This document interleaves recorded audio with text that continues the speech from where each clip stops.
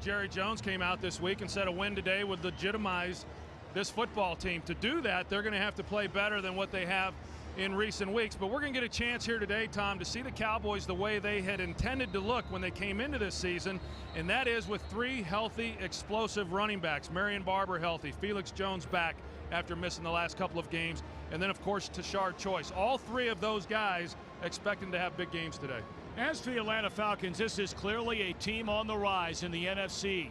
A year ago, they won 11 games. They went to the playoffs, led by a rookie quarterback in Matt Ryan, who appears to be getting better here in year 2. Playing with great confidence, and because of that, this entire team's playing with confidence. This is a Falcons team that wants to run the ball. Haven't been real good doing it compared to what they did a year ago.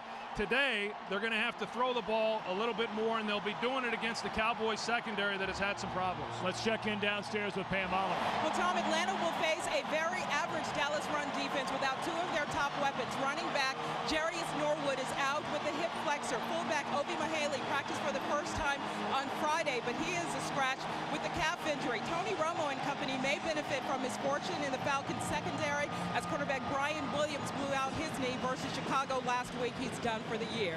Back to you. Pam, thanks so much. Atlanta has won the toss, selected to receive, so they will get the football behind second-year quarterback Matt Ryan. David Beeler set to kick it away, and waiting back at the goal line is Eric Weems, who had a big return setting up the game-winning score a week ago against Chicago. So Beeler puts a foot on it, and Weems, 7 yards deep, will take a knee.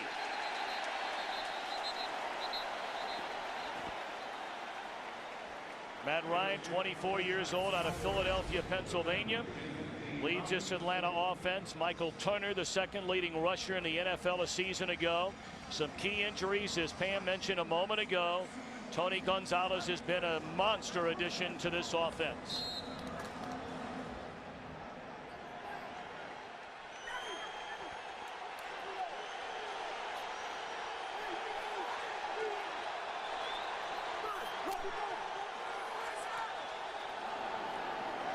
Play fake, the throw to Gonzalez, and he's out to the 26-yard line. Chopped down by Gerald Sensabaugh, who's back in the lineup. He broke his thumb, you may remember, in the Denver game and missed the game at Kansas City. Get a look at Dallas defensively. Brady James, their leading tackler the last 4 years, and of course Brooking, an Atlanta Falcon his entire career until this season.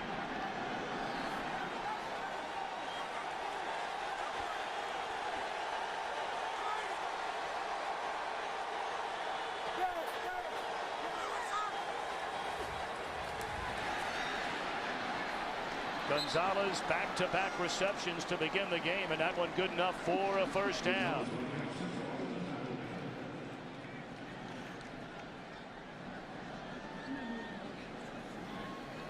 We welcome those of you who just watched Minnesota lose for the first time this season. The interception down in the red zone, run the other way for a touchdown, and the Steelers have now won 5 in a row.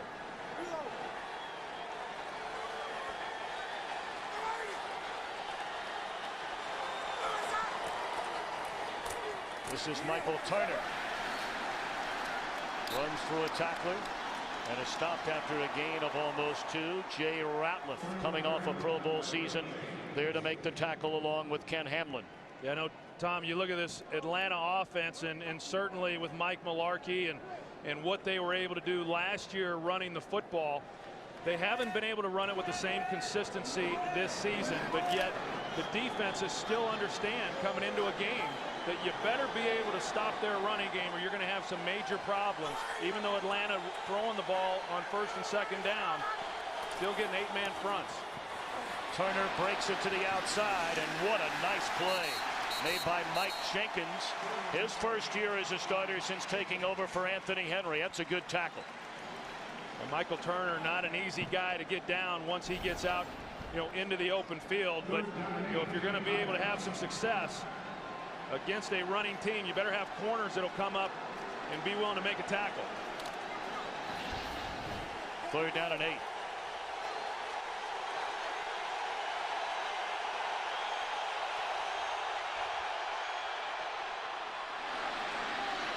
Reception made out of the backfield by Veron Hayes, and that is good enough for a first down. You know, so much about this Cowboys defense is their ability to get pressure on the quarterback. That will be the key in this ball game. But Matt Ryan and this offensive line doing a good job of affording him the time to sit back there and throw the ball. 3rd and long, secondary plays deep. They come underneath. Good job of knowing where he had to get to pick up that first down. A 10-yard pickup on 3rd and 8. They move the chains, and a good start for Matt Ryan. You can't do it much better than that. Well, if they keep giving him that kind of time, Matt Ryan's going to have a big day. Ryan rolling, and he'll step out of bounds a yard short of midfield. That's a gain of 6 on first down for Atlanta. I think for those that haven't had an opportunity to watch much of this Atlanta team, or specifically Matt Ryan, you know, they probably don't know that he's a pretty athletic guy. I mean, he's an impressive quarterback, as impressive a young quarterback as I've seen. He has great accuracy, but he also can throw well on the run, and if it's not there, or if they're respecting the pass, as we saw, he can certainly tuck it and run with it. 7 play this opening drive, and Turner about a yard short of a first down. You talk about Ryan, of course, last year became only the 2nd rookie quarterback in NFL history to throw for over 3,000 yards in a season. The other guy to do that, Peyton Manning. Ryan threw 16 touchdowns and 11 interceptions for his first-year head coach Mike Smith. Smith, the NFL Coach of the Year. 50 years old, out of Daytona Beach, Florida. You said it best, Troy. He's an easy guy to root for. Well, he sure is, and a guy who some knew because of his background at Jacksonville, but I think a little bit of a surprise when he was named the head coach for the Falcons. But what a great job he's done. Snelling, the first man through, and the second effort and a third effort gets him first down yardage down to the Dallas 45-yard line. Well, you called it, Tom. Initially, Dallas stopping Snelling before he was actually able to pick up that first down. He just kept his legs going. And with second and third effort, he was then able to get the first down.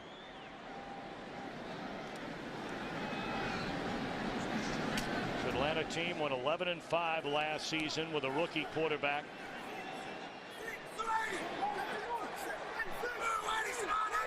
They got beat in the opening round of the playoffs. Flea flicker. Ryan airing it out down the field and really just threw it away. First time he's felt some pressure the entire afternoon. It came from who else? DeMarcus Ware. Interesting call there by offensive coordinator Mike Mularkey 2 weeks ago against the Kansas City Chiefs. They ran a similar play and had an open receiver fail to connect, and the reason is these safeties generally like to hit and get up active in the run defense. You try to test them out early, make sure that secondary is not overplaying the run. Dallas does a good job of staying deep, and then of course pressure there on Matt Ryan.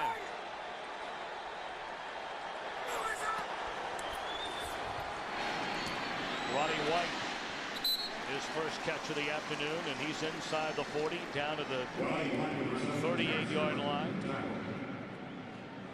Now, this Atlanta offense, we talk about it as far as, you know, with a rookie quarterback a year ago and how much they had to rely on running the football, ran the ball as much as anybody in football on 1st and 10 last year. This year that's changed a little bit. Still heavy run, but they are throwing the ball more. Part of that because Matt Ryan in his 2nd season, and the other part of it is they haven't had near the success that they were having last year with the running game.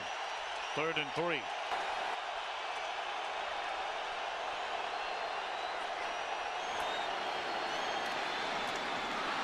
Finneran inside the 25, down to the 24, another Falcons first down. Well, they put the other receivers to one side. They got Brian Finneran, a one receiver route on the backside, and he runs a slant. A good route there by Brian Finneran. Being able to get some separation and a pretty easy connection there for the first down. Here's the opposite side, same combination there. And those two ran into each other. Good thing Matt Ryan was working opposite. Well, Roddy White hammering Michael Jenkins.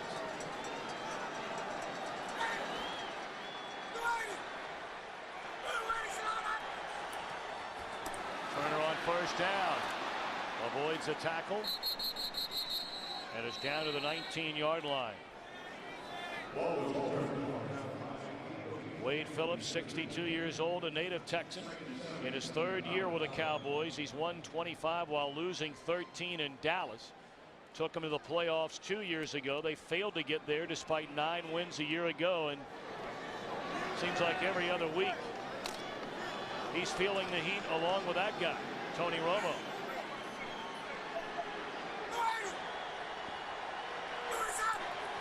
Thirteenth play of the drive.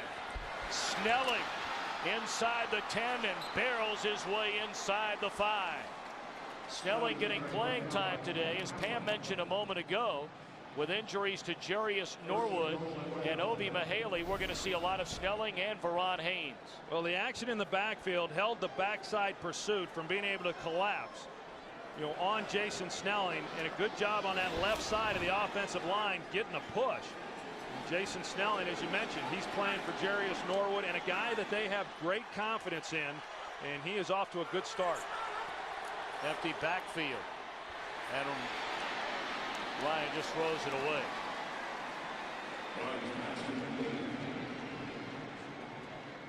They try to come right back with the slant.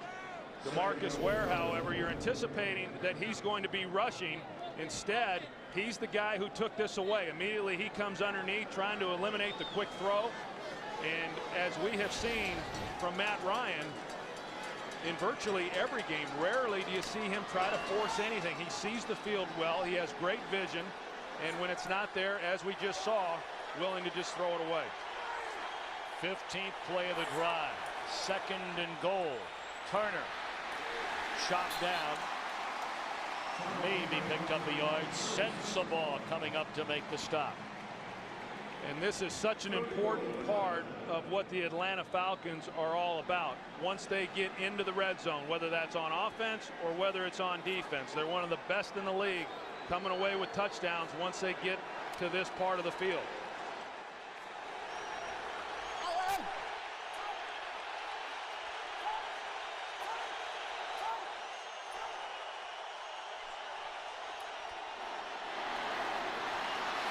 Touchdown, Roddy White.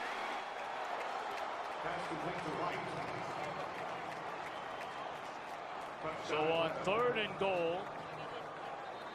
Well, you look at what Atlanta did offensively there. They put Gonzalez to Matt Ryan's left. They put him as a single receiver, and then they do trips right here. And typically, if you get one-on-one to Gonzalez, that's where Ryan's going to go with the football. Instead, he works the 3-receiver side, and they just outflank Terrence Newman. What an opening drive by the Falcons on the road here in Dallas.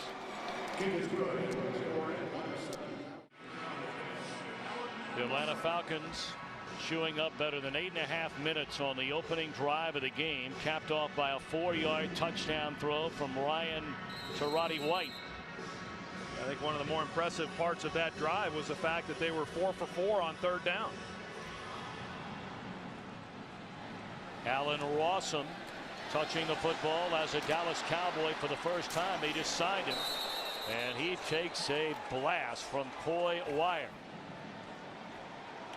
Tony Romo and the Dallas Cowboys get the football for the first time, trailing 7-0.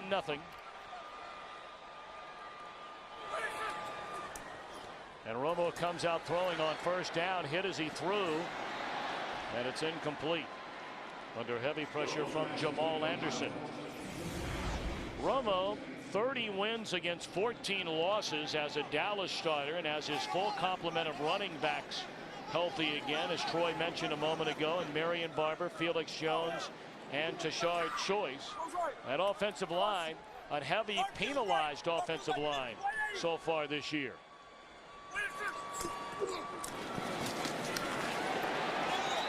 Barber dropped behind the line of scrimmage. Troy Bierman, the first Atlanta defender there. Of course, Abraham coming off a great season last year.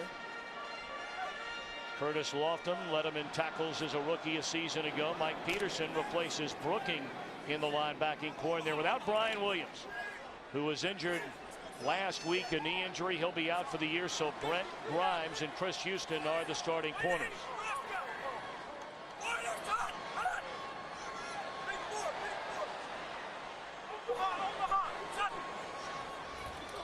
Third and long for Romo. Good protection. Guns it over the middle, and it's dropped by Roy Williams. Well, the guy that the Cowboys have to be able to neutralize is John Abraham, one of the best pass rushers in all of football. They come out and they chip him, give Flozell Adams a little bit of help with Tashard Choice. It provides a pocket there for Tony Romo and a well-thrown ball, and a ball that Roy Williams just has to catch. Williams in his first full season as a Cowboy came over in the trade from Detroit. Caught 19 passes in 10 games last year. Jerry Jones said earlier this week he still thinks the trade is going to work out fine. Weems plays it on a bounce in good field position. Great opening drive offensively for the Falcons, and a 3-and-out defensively for Atlanta. Well, you talk about just taking the crowd right out of the game. I mean, here they got here today, excited about, you know, a good matchup. Atlanta on their first possession, right down the field for a touchdown, and the Cowboys come back and 3-and-out.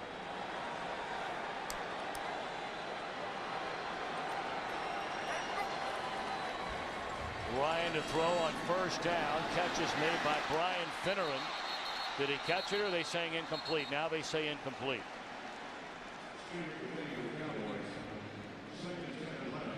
It's like Atlanta now is going to their no huddle. They ran it last week against Chicago. They show it from time to time. It's something that is discussed on Saturday night as to when they may elect to go with it in the game. And they've had great success.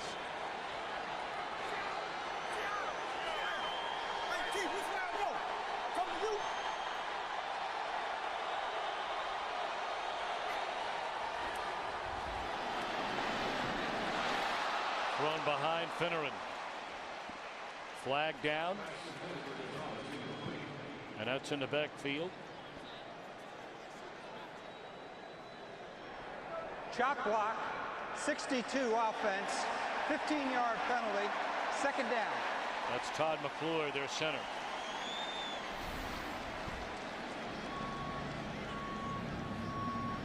You see him right in the middle, and it's once he's engaged.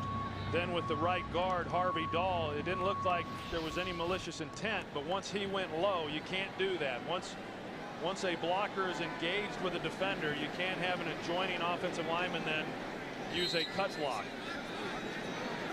And Todd McClure, he's, you know, not a real big guy by NFL standards. He's 300 pounds, but boy, next to the rest of that group, he sure doesn't look it.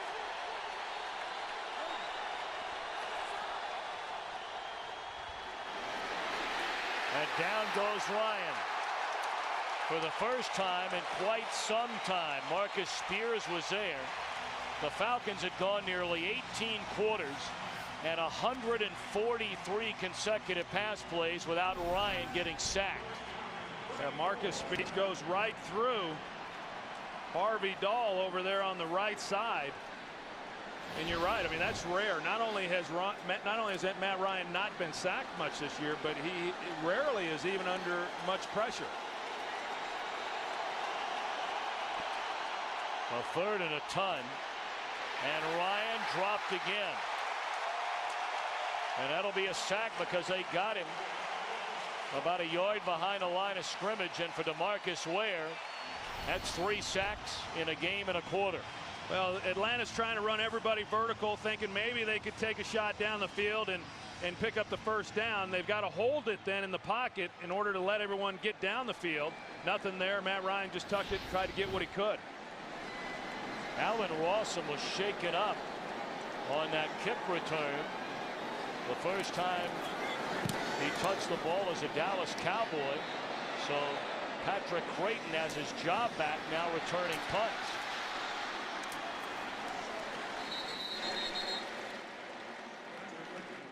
Atlanta out to a 7-0 lead. 3:54 to play in the opening quarter. And you take a look right there, all 3 running backs, Tashard Choice, Marion Barber, and Felix Jones in the ball game. Felix Jones split out wide.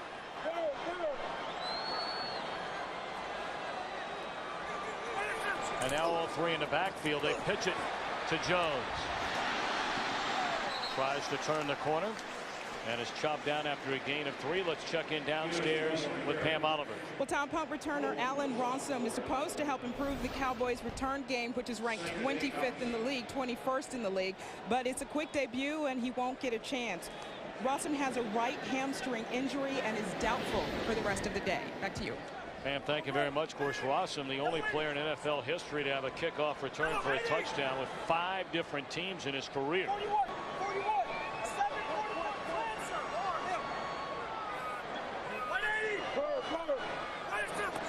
On a 2nd and 7, a little delay to Barber, and he is thrown to the deck by Jamal Anderson.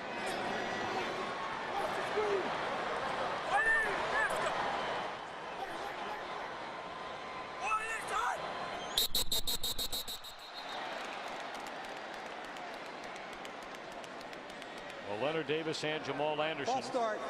Offense, number 70. 5-yard penalty. 3rd down.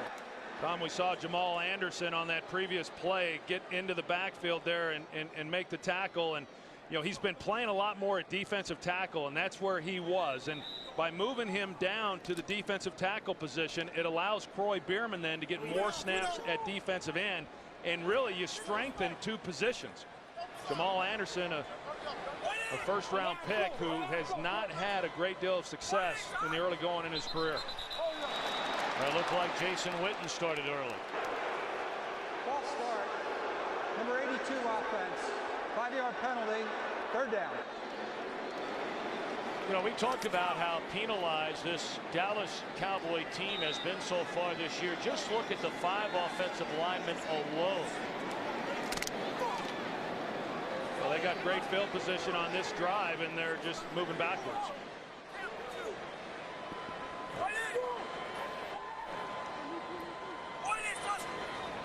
Third down and 18 for Romo. Flushed out of the pocket. Still on his feet. And is the ball loose? Falcons are saying the ball came loose as Romo was trying to dive for a first down. Still no signal on the field.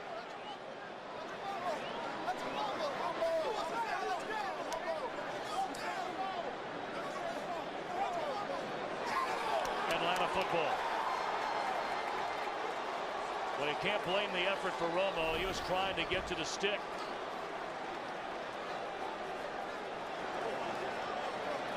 This play will be challenged. Yeah, I think that's coming back.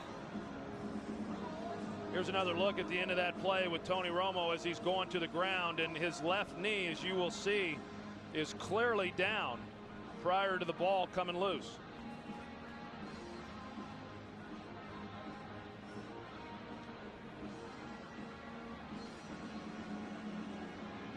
Romo shaken up clearly once he got back up on his feet, and they're still making sure everything's aligned over on that sideline as we await the challenge of Wade Phillips. Well, I think now, I think with the officials, that they look at this and they say, okay, he was down, and then they've got to determine, you know, where the spot of the ball is, because he's not going to get the first down. The quarterback's knee was down with possession of the ball. Prior to losing possession of the ball, the ball will be placed at the 49-yard line of Atlanta's. It'll be 4th down and 2 yards to go. On a 4th and 2, apparently no debate as to what Wade Phillips was going to do. Still in the opening quarter, a 7-0 game. Ball at midfield. He's going to punt it.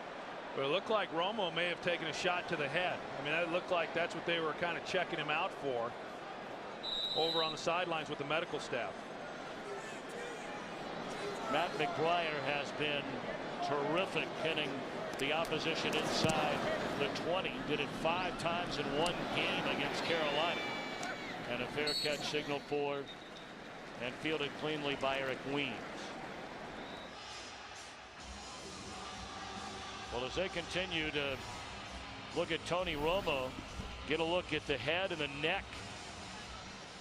He took a hit, and then the neck snapped back, and the head hit the field of play again. They already have ice on the neck, and the backup quarterback John Kitna is getting loose.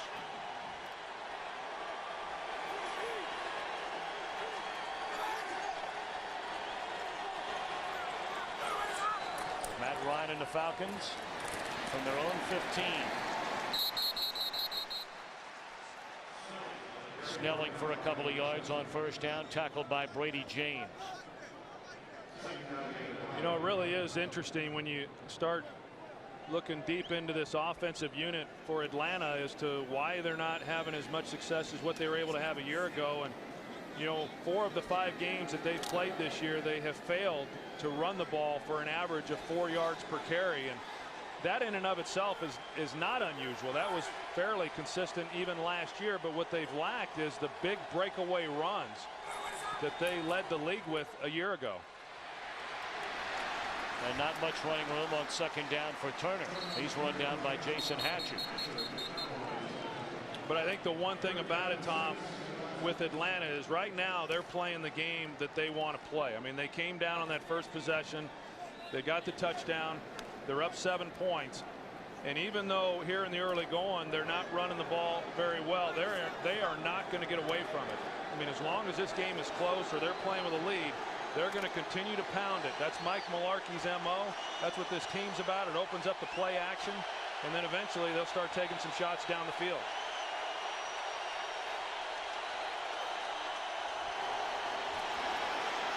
Ryan throws into heavy traffic to Gonzalez, and it's broken up by Ken Hamlin, so 3 and out for the Dallas defense. Michael Caden set to punt it away, standing inside his own 5-yard line. And we mentioned after the injury to Allen Rawson, Patrick Creighton is again returning punts for the Cowboys.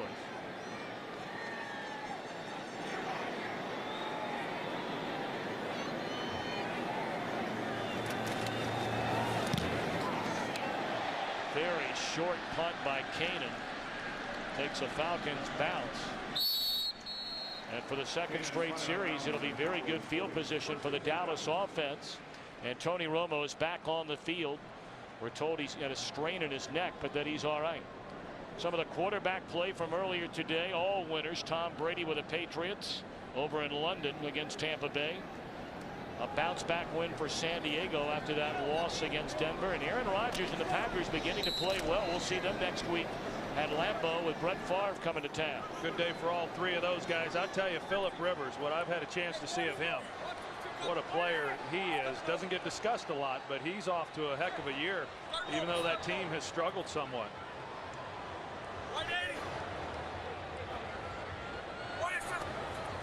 Marty Booker in motion and dropped off to Witten, the tight end. That'll be a gain of close to 6. Of course, later tonight, Game 6 of the American League Championship Series after they were rained out last night.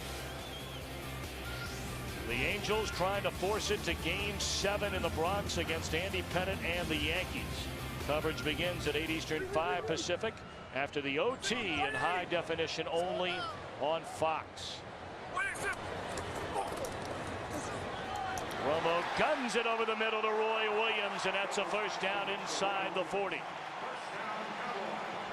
Well, Brent Grimes, who's making his start because Brian Williams injured his knee last week, and you see it's just a slant route, and Brent Grimes playing soft, playing outside, and all Roy Williams has to do is just take off and get in there. But a good job at the end of this by Brent Grimes at least making the tackle, because Roy Williams had some room to run.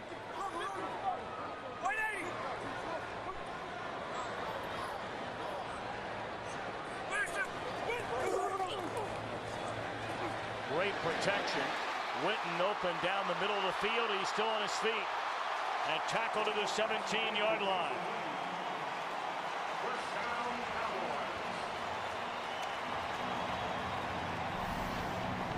They do a good job of blocking up the blitz off the edge, and because of that, it puts John Abraham one-on-one with Jason Witten. You know, they're anticipating that they can get there with pressure, and if you don't, then you're compromised in the defense with a defensive end trying to maintain position with one of the best tight ends in football. Felix Jones level. There have been some vicious hits by Atlanta defensively in the early part of this game. Lofton along with Jonathan Babineau on the stop there of Felix Jones, who's playing for the first time since spraining a knee ligament in his left knee against Carolina. He's back for the first time in 3 weeks.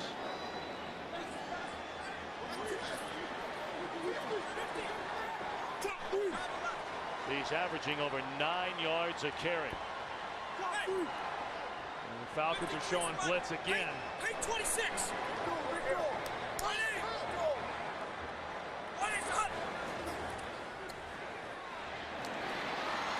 Throw a little bit short to Jones, who makes a catch after a gain of 2. 3rd down upcoming.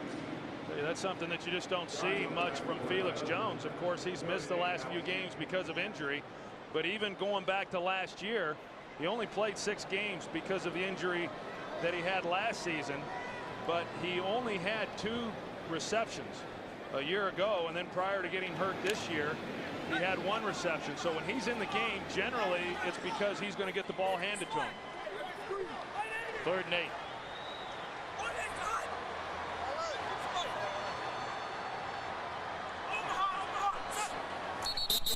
Looked like early movement by Colombo. False start. Offense, number 75. 5-yard penalty, 3rd down. Boy, these mental errors for the Cowboys, really on both sides of the football. They find themselves hurting themselves so frequently. I'll tell you what, this offensive line is just awfully skittish. And Romo's making a lot of checks, a lot of protection checks at the line of scrimmage. Of course, that time, John Abraham was over Mark Colombo, and you'll get a little skittish when that's the case. Here's John Abraham.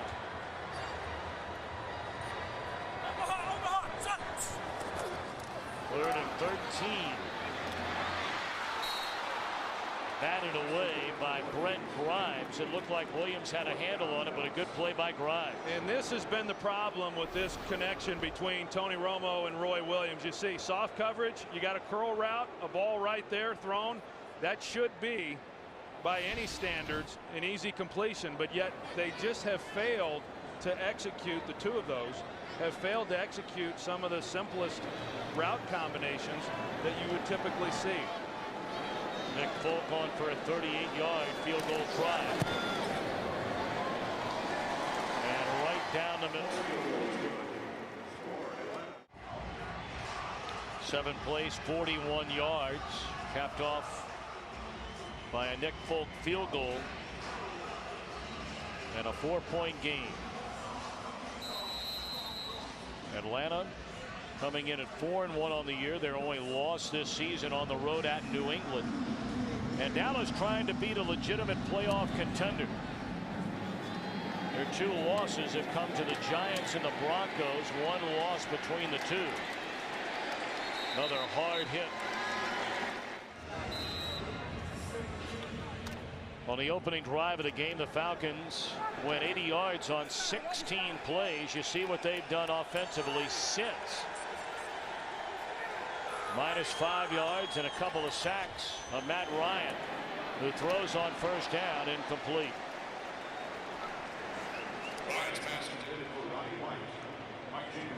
Hey, Tom, I think you got to go back to the job that Atlanta did defensively once Dallas was able to get into the red zone. And they've been absolutely dominant, especially here over the last 3 games, and counting this one, the last 3.5 games. Teams that have gone into the red zone 12 times and only scored 3 touchdowns. And we talked about it coming in that Atlanta got a touchdown on their drive. Dallas didn't. That would raise a little bit of a red flag if I'm the Dallas Cowboys. Roddy White on the other side of the field dodges 1 tackler and appears to have a 1st down. He broke away from Terrence Newman. And depending on the spot of the ball, it is a 1st down for Roddy White.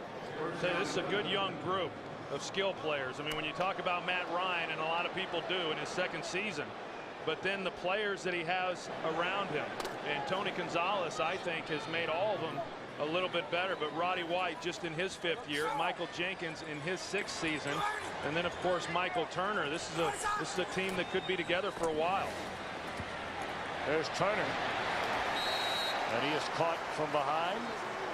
Nice tackle made by Junior Seave. And I think that's kind of the difference right now with Atlanta. running the football is Michael Turner. You know, a year ago, I don't know that you have a defensive lineman catch him from behind right there. And you know, Michael Turner, a guy who's regarded as a real power runner, I don't know that that's really what he is. I mean, he's a guy who prefers to bounce it outside. You give him a crease, he can certainly go 40 yards on you, but we haven't seen that explosiveness that we did last season. He'll take the pitch. Has a first down and more out to the 47-yard line.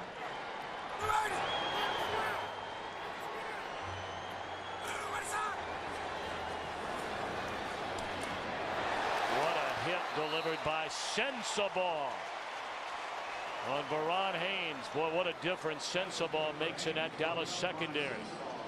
Well, this was a secondary that struggled a year ago. They bring in Gerald Sensabaugh to help kind of solidify that safety position, and then he's been injured the last couple of games as well with a broken thumb. There you see the cast there on his right hand. And he's a guy who, when he was in Jacksonville, I mean, he's a talented safety. He's a cover safety.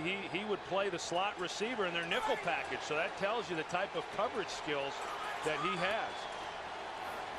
2nd and 10. Ryan under pressure, and it's intercepted. That's Mike Jenkins in midfield.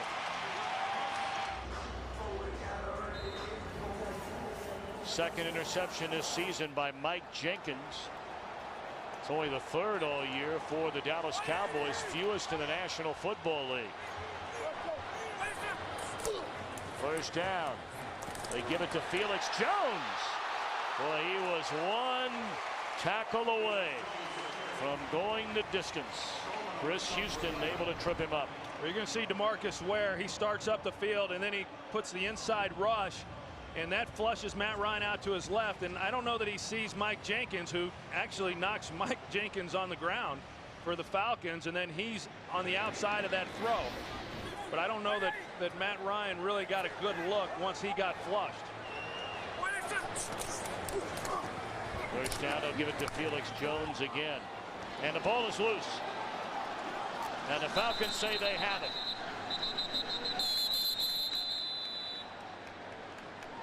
And it is Atlanta football.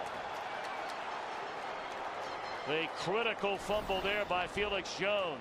Well, let's take a look and see when the ball came out. And yeah, the ball is coming out before his knee goes to the ground. And I think that's the thing you worry about most for a guy who's coming off of injury. Has not played, has not had much contact, isn't accustomed to having the ball tried to be stripped from him. And as you see, they come right in. Thomas Johnson is the defender who went right after the ball and was able to strip it from Felix Jones. And you know, we saw the interception from Matt Ryan. That's uncharacteristic of the Falcons, but what this defense has been is very opportunistic in creating takeaways themselves.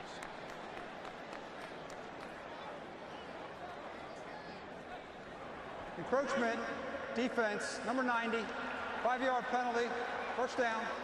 And you know, you don't want to beat up on the Cowboys offensive line with all their penalties. In the Kansas City game, the defense of Dallas was called for encroachment 5 times in one half, 4 times in 7 plays by 4 different defensive players. We'll take 1st and 5 all day long. Snelling still on his feet, very close to a first down. They're starting to create some running lanes right now, this offensive line for the Atlanta Falcons. Tyson Clabo, the right tackle, does a good job of sealing off the edge. You're going to see he's going against DeMarcus Ware, and then inside Harvey Dahl, the right guard. That's a pretty good lane. And old Michael Turner hasn't seen a lot of those here over the early part of this season.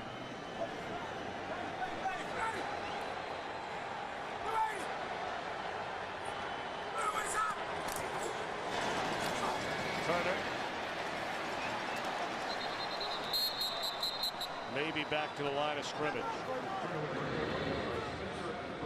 Hey, this game is taking on a tone, Tom, that I didn't anticipate coming into this game. I think looking at it and the two offenses and defenses that, you know, had some injury, had some concerns, and how they would be able to match up against each of these offenses, but yet it's been a defensive battle here in this first half. I mean, really, it's been one drive. That was the very first drive of the game when Atlanta started from its own 20, went 80 yards, chewing up 8.5 minutes with a 7-0 lead. No flag, and Roddy White looking for a flag. He got tangled up with Mike Jenkins.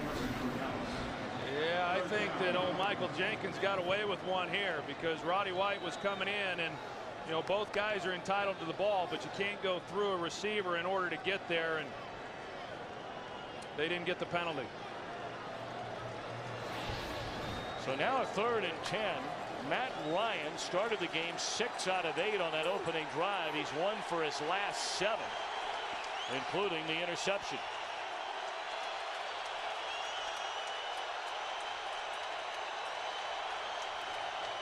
Blitz coming.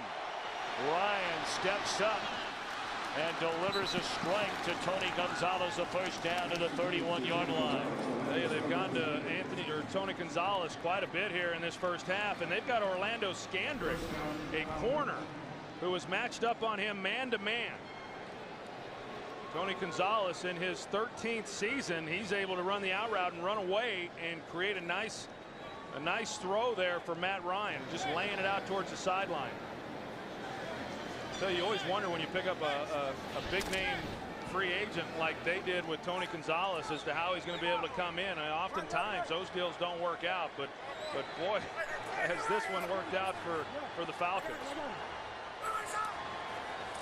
They'll throw it on first down, and Ryan is dropped, and the football comes loose. The Cowboys say they have it, and they are correct.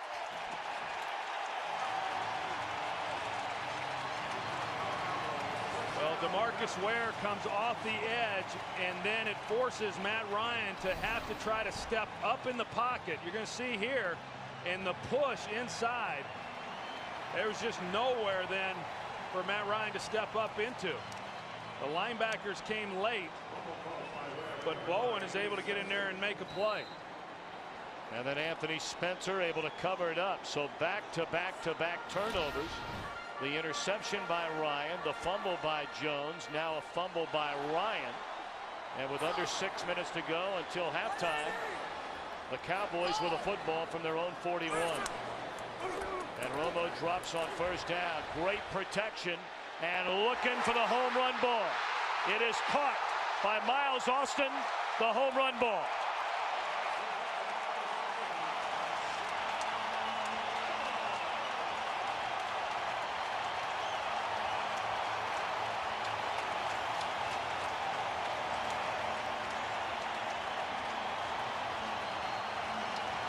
Falcons bring pressure, they block it up, and then you've got Miles Austin in the slot, who just runs a deep crossing post route and runs away from Deku.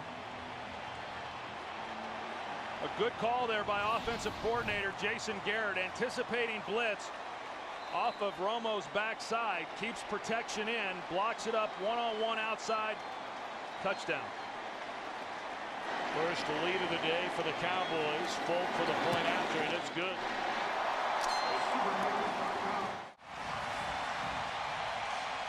We talked about the monster game from Miles Austin. In fact, the 250 yards, the most receiving yards ever by a player in his first career start, including the game winner at Kansas City in overtime 2 weeks ago. And that touchdown gives Dallas the lead. Weems from the 3. Flags come down on the play as he brings it out to the 28-yard line.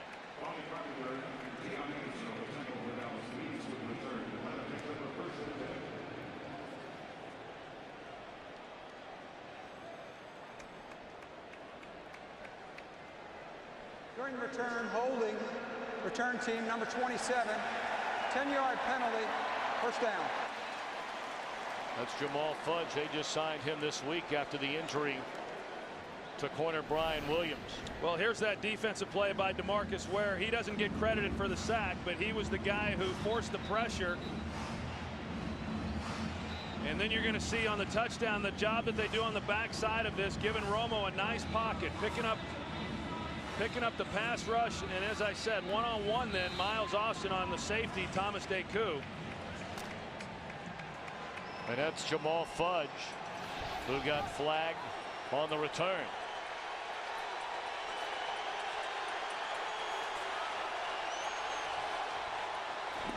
Delay to Turner. Out across the 20, out to the 22-yard line, thrown all the way back down to the 15. Tell you got to hand it to this Dallas defense after that first drive where Matt Ryan and the Falcons made it look easy. They have done nothing ever since. In fact, the best thing that's happened to them is punting twice. Yeah, and I think if you look at the season defensively for the Cowboys, outside of the first 2 weeks of the season against Tampa Bay and then against the New York Giants, they've been pretty good. The problems that they have had have been late in games and being able to stop people. Ryan rolling out, guns it in and out of the hands of Michael Jenkins. Well, Minnesota falling from the ranks of the unbeaten already today at Pittsburgh, and a rout taking place so far anyway in Miami against unbeaten New Orleans. 3rd and 6. Crossing pattern. Weems denied first down yardage. 3 and out again for the Dallas defense. Well, what Atlanta tries to do now to slow down the pass rush of DeMarcus Ware is they go with a trip set here and make DeMarcus Ware widen out. Make it a longer distance for him to be able to then get to the quarterback. They've got time to throw the football. Problem was good coverage by the Dallas Cowboys. So now Romo and the Cowboys will get it back with plenty of time to try and get down the field for another score before the half.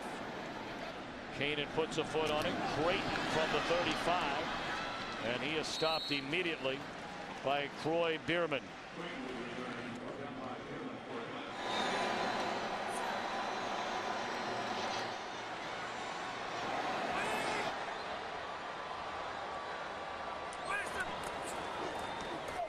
Romo, a short drop on first down, finds Witten. Not much of a gain. We'll call it 3. You don't think Favre's looking forward to that game, do you? That is going to be a lot of fun. Green Bay all of a sudden starting to play pretty good football.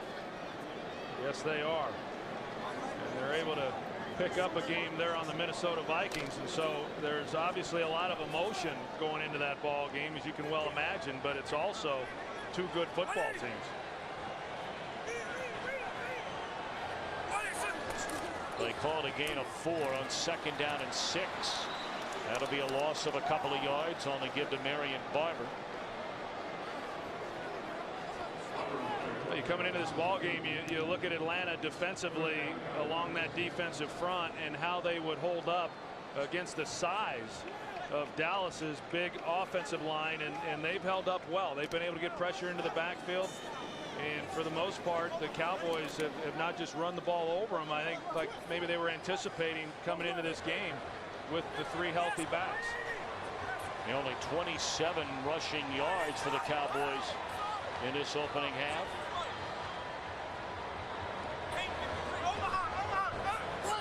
They just get it off. Romo pump fake. Wide open down the middle of the field and making a catch to Shard Choice. And that is a first down to the 38-yard line. Well, Atlanta comes with a 4-man rush, and they give him some time. You're going to see Tashard Choice. He's just running up the seam.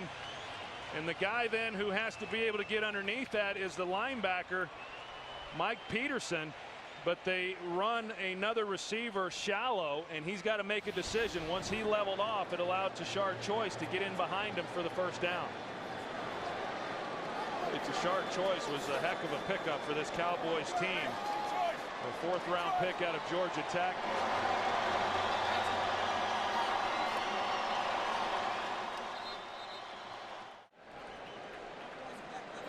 Look at the leaders offensively for the Cowboys. It should be noted Romo in the first quarter was 0 for 2.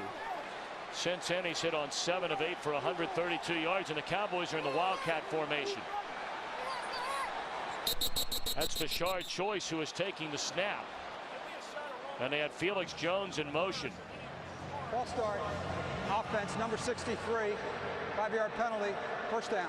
And I'll tell you, Tom, Tony Romo did something there that was actually pretty smart. I don't know exactly what they had diagrammed, but it looked like Tony Romo was going to come back into the backfield off of that action. And once the flag went in the air, he saw it, and then he immediately reversed his course and ran up the field, not to give away whatever it was that they were planning on doing. I wouldn't be surprised if maybe they come back to that in the second half. Play fake to Barber. To the near side, caught by Williams. And that's at the 35-yard line. The Cowboys have all 3 timeouts left. There is a flag down. And again, it's against the Cowboys. Interference, offense, number 11. 10-yard penalty, first down. Well, again, you've got the curl route, and it's again Brent Grimes here, and does he extend? And there's not much there. And here's the previous play with Tony Romo lined up wide. It looked like here he comes, and then he saw the flag, and he immediately turns and heads up the sideline. And pretty smart on his part. Whether or not they'll get back to it in this ball game or in a future game, but at least he didn't give away maybe what they had in mind.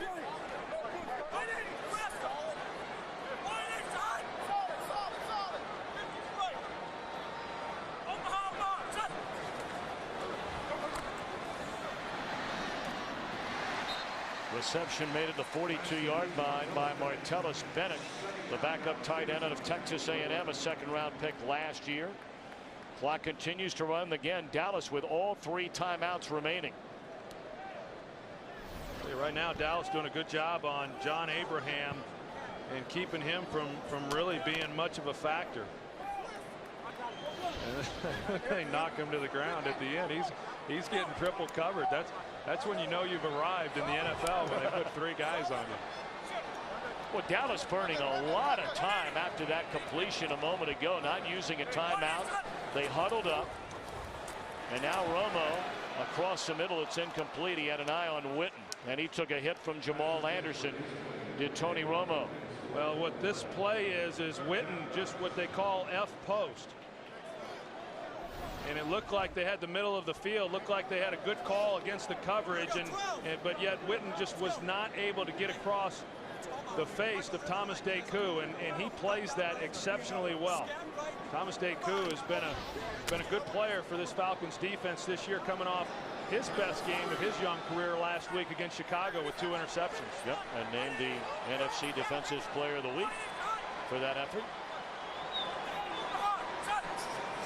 The 1:05 to play until halftime. Romo throws, catches made, and that's good enough for a first down to the 27. And again, it's Martellus Bennett. You were talking about him before the game. Had a real nice rookie year. Has been pretty quiet so far this season. Quiet today until the last 2 completions and a timeout on the field. Romo and company with 52 ticks left. That's the first timeout Dallas has spent here in the first half, so 2 to go, and the ball's at the 27-yard line. Well, and Tom, when we were talking with head coach Mike Smith yesterday, he talked about the importance that he places on defensive stops before the end of a half, or certainly at the end of a ball game. But the statistics, and I don't know exactly what they are, but they're pretty overwhelming. When a team is able to score before the half, that team generally goes on and wins games, and that's not lost on Mike Smith. Well, that's what happened the game you had in Atlanta against New England.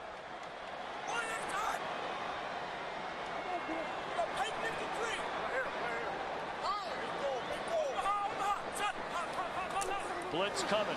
Romo gets it away to Barber, and a nice open field tackle keeping Barber in bounds, made by Chris Houston. Yes, it was, because Marion Barber in that situation is not an easy tackle. He probably breaks more tackles than any running back in football. Down to 30 seconds remaining until halftime. Romo caught by Austin. First and goal at the 9. And the Cowboys use their second time out of the half. I tell you, Miles Austin just has a knack for knowing where the holes are in these zones, and you see him get there. A well thrown ball by by Tony Romo, having to lay that perfectly over the outstretched hands there of Chevis Jackson. But Miles Austin, you can tell the rapport that he has with Tony Romo. And you know, as you mentioned earlier, Tom, we saw it 2 weeks ago against Kansas City, the day that he had. And a little bit like Martellus Bennett, you know, he was one of those guys that was expected to come in and really help make up for some of the lost production when they lost Terrell Owens. And now with him getting more opportunities, he's starting to really show up for this team. Romo has had a fabulous second quarter. Yes, he did have a fumble, but he has been brilliant. Started the game in the first quarter 0 for 2. Ninth play of the drive. 22 seconds left.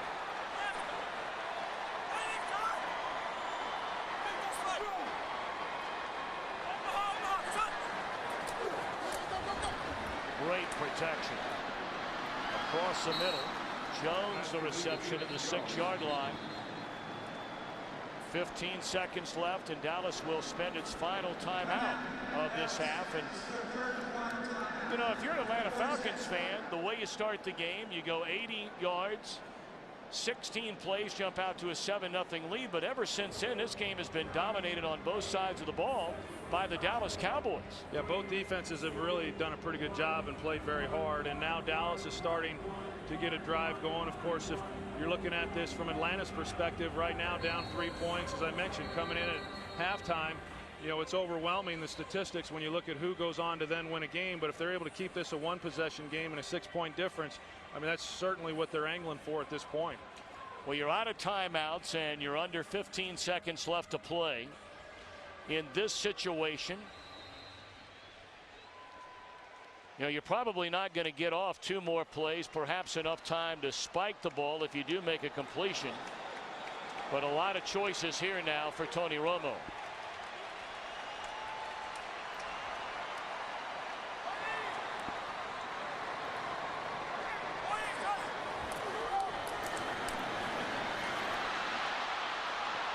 Romo still on his feet. Touchdown! Wow, what a play by Romo.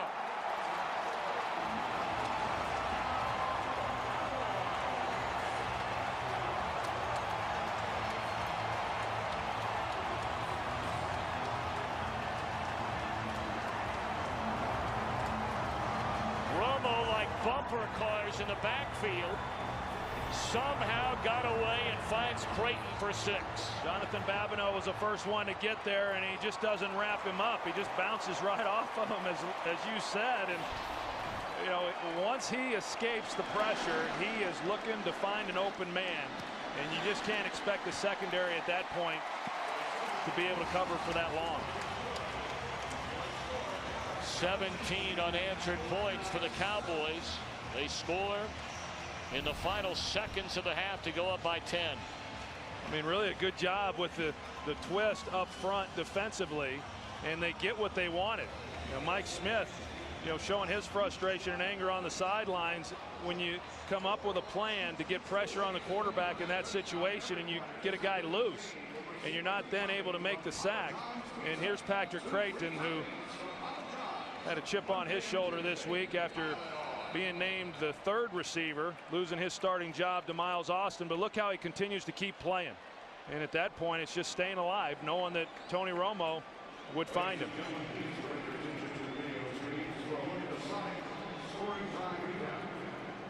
The 11-year Atlanta Falcon, in fact, a lifelong Georgian, Keith Brooking. Born in Georgia, went to college at Georgia Tech, spent 11 years, 5 of those as a Pro Bowler for the Falcons. They decided not to bring him back. He signed with Dallas. He's very happy to be here. And had circled this game on his calendar when the schedule came out. 1 second, and then that will tick off, ending the opening half. So outside of an opening drive by the Atlanta Falcons to go up 7-0, the Dallas Cowboys regroup in a hurry, both on offense and on defense, and have a 17-7 halftime lead.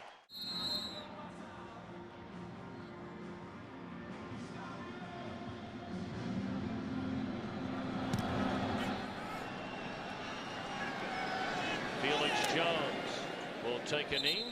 And let's check in downstairs with Pam Oliver. There were a whole bunch of smiling Cowboys, Tom, as they went into the locker room. Tony Romo, Wade Phillips had the biggest grins. I asked Wade what's going on with the defensive line, getting all that pressure. He said he challenged them to act like last year's defense when they led the league in sacks. I asked Mike Smith what's happening. He says we've just got to block better. They're not showing anything we haven't seen before. Hated that touchdown before the half, but he also said that's just football. Back to you. Pam, thanks so much. So Romo had the dazzling second quarter. Gets the ball to begin the second half with a 10-point lead.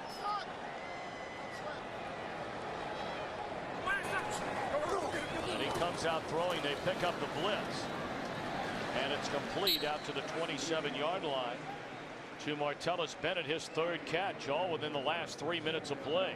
Yeah, Atlanta comes right out, and they try to get pressure on Tony Romo with a secondary blitz, and Chevis Jackson, and Marion Barber's able to pick that up. And you know, Atlanta there in that first half doing a lot of things that they just have not done in the early part of this year. I mean, they've done a good job protecting Matt Ryan. They've done a good job of protecting the football, and they didn't do either of those things well in the first 30 minutes. Well, it looks like a player injured on the field as timeout is called, with Dallas leading 17-7. And you know, you got to wonder if Atlanta now is able to make some of the changes as far as, you know, making an adjustment offensively to counter all that pressure that the Cowboy defense able to put on Matt Ryan. Well, I think that this drive right here is very important for the Atlanta Falcons. I mean, we talked about it going in at half. They gave up the touchdown. Now Dallas gets the ball right back to start this second half, and it's going to be important as far as really setting the tempo now for the second half and being able to get something back themselves to make a stop here on this possession defensively. Talked about the Cowboys feeling how important this game was. I mean, Troy, if we heard it once, we heard it 5, 6, 7 times in our meeting with the Cowboy players and coaches a couple of days ago, and trying to get off to this 4-2 start rather than 3-3. Well, I think that, you know, you look at it and they've had a bye week, and so they've been able to correct a lot of things and really try to see where they are as a team and what they needed to do to recapture some of the confidence that has been somewhat shaken through this year. Timeout, by the way, charged to the Falcons. That's why we had a stoppage of play. And that's a carry by Marion Barber, good enough for a first down. You know, I know Dallas came into this game feeling that with 3 healthy running backs they would be able to run the football. That really did not happen in the first half. They moved the ball because of the job that the offensive line did in protecting Tony Romo, and that he's having a hot day. There's a perception around the league that Tony Romo is having a bad year, and that's not the case at all. You look at 2 of the games this year are 2 of his career best in terms of yardage. First down throw, Romo right on the money, and the catch is made by Miles Austin out to the 45-yard line. Another first down. A good job on the outside, one-on-one, and Romo playing with a lot of confidence right now. I think to go back to what I was saying is that, you know, this is a football team. Hasn't always been the case. It is the case around the league, but when Tony Romo doesn't play well, this team doesn't win. It's that simple. So he's not afforded the luxury of winning games by relying on his defense or his running game. Marion Barber nowhere to go on first down. Maybe got back to the line of scrimmage, tripped up by Lofton, and had some help from Eric Coleman. And when Tony Romo has played well, this team has won. And when he's played bad, well, they've lost. And he's played well 3 times this year, and they're 3-2. And really, you cannot argue with 44 games started as a Dallas Cowboys quarterback. And I know there are those that will say, well, he hadn't won in the playoffs yet, and that is true. But as a starting quarterback, he is 30-14, which is the 4th best record for 44 starts among all Super Bowl era quarterbacks. And that's trailing only Kurt Warner, Ben Roethlisberger, and Tom Brady. Incomplete, and penalty flag on the play. Flag is in the backfield.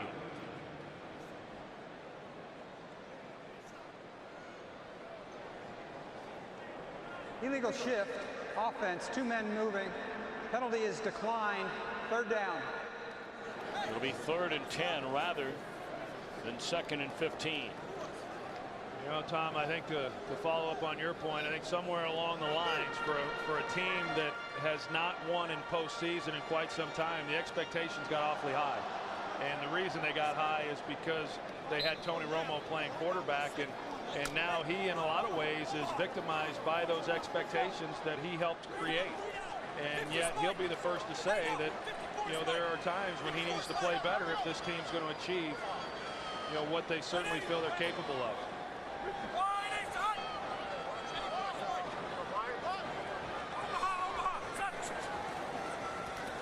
Third and 10, and he is sacked back into 37-yard line. On the blitz, it was Thomas Deku. Yeah, you're going to see a whole sellout here. I mean, here they come. They're coming off the edges, and they're just selling out with everybody and just trying to get some pressure here on Tony Romo. No safety in the middle of the field, one-on-one across the board. And that ball's just got to come out. You don't have enough blockers to give him time. So as you mentioned, a very important opening series for the Atlanta defense, and the Falcons come up with a stop. Weems at the 14, dropped right there.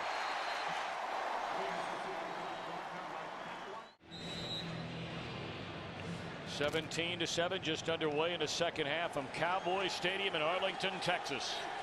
Matt Ryan, after a great opening drive, has been roughed up by this Cowboy defense. He'll hand it off to Turner, who's had a quiet game yet again today. We brought up the Atlanta rushing attack a season ago.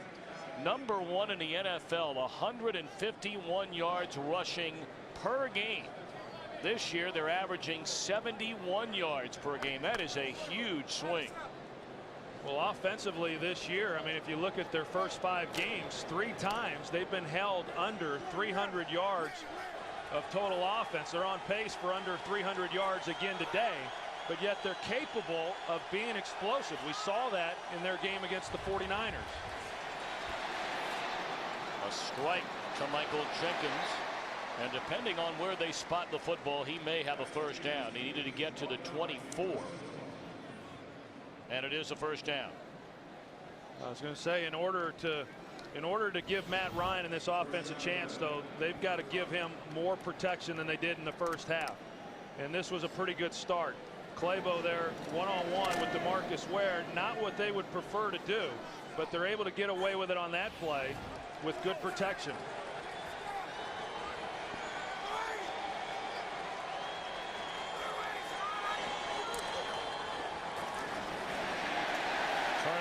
Up at the line of scrimmage by Jay Ratliff, who came down the line to make the stop. You know, he's somewhat of an undersized nose tackle for 3-4 nose tackles. I mean, typically those guys are 350 pounds. Jay Ratliff weighs in at about 300, but he's got a heck of a motor, and he goes hard every single snap.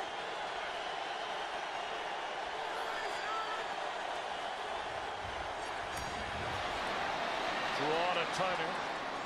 And he's out across the 31-yard line, bringing up a more than manageable 3rd and 3. Well,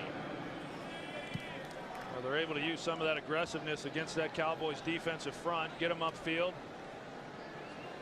and then run the draw. And you're right. I mean, they started this game out, Atlanta did, very good on 3rd down. And most of that was there on their first possession. But since that time, they've struggled here.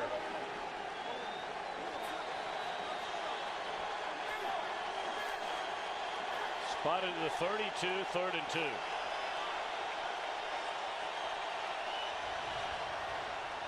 Good protection. Incomplete.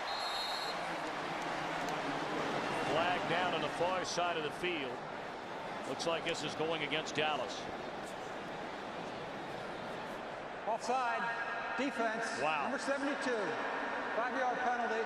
First down. Well, if you're a Cowboy fan, it's a legitimate question to say, how does this continue to happen? I mean, we mentioned last week it happened 5 times in one half, lining up offsides by a Dallas defender.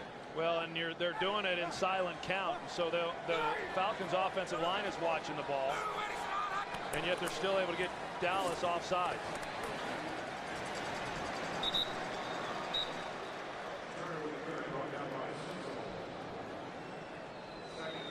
Cowboys here playing a late afternoon game, and Troy, you were talking about being an event before the season ever started, and the sun fading into the western sky and then shooting onto the playing field, and that could be a factor before this game is over today.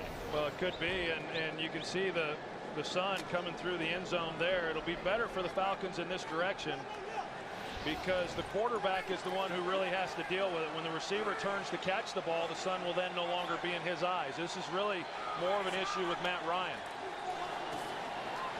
Snelling across midfield, all the way down to the Dallas 35-yard line. They very much like Jason Snelling.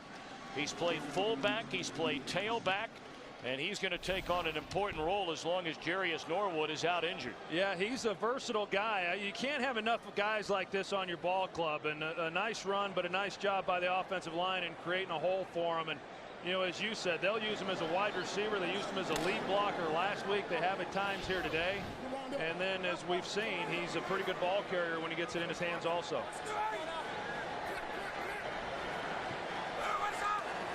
From the 31, they fake it to Snelling. Ryan all day to throw, now rolling out left. That's a dangerous throw right there. Fine.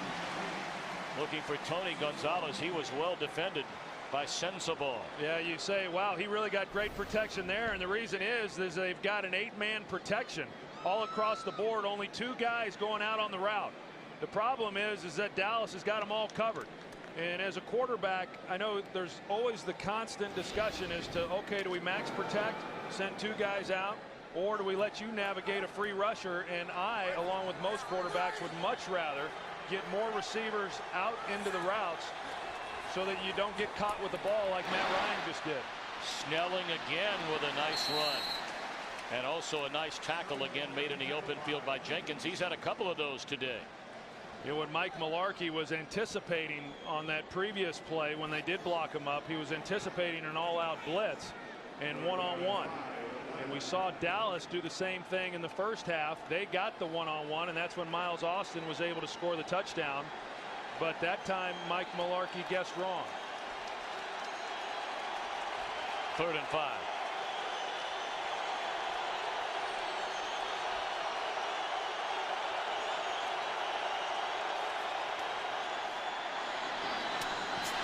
It looked like Gonzalez was the intended receiver, but sneaking in 5 yards behind him and making a catch is Roddy White.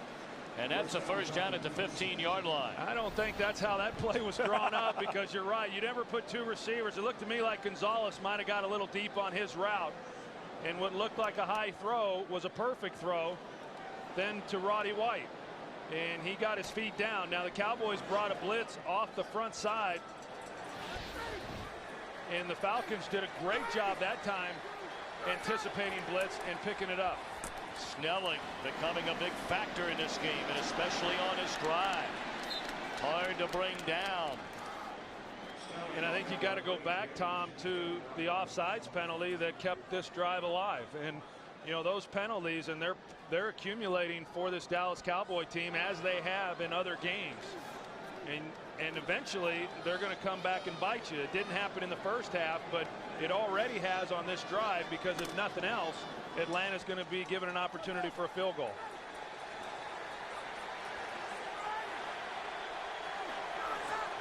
Snelling out, Turner in, they give it to Michael inside the 5. And down to the 2-yard line. It's 1st and goal for the Atlanta Falcons. Well, Harvey Dahl, their right guard, he's a heck of a player, and here he is, and he stands up Marcus Spears. And you see the lane then that Michael Turner has to come off of. They tried getting Claybo there onto the linebacker, and if he's able to make that block, then it's a walk-in. They talk about Dahl being one of the nastiest players in the league. Turner behind his right guard and into the end zone.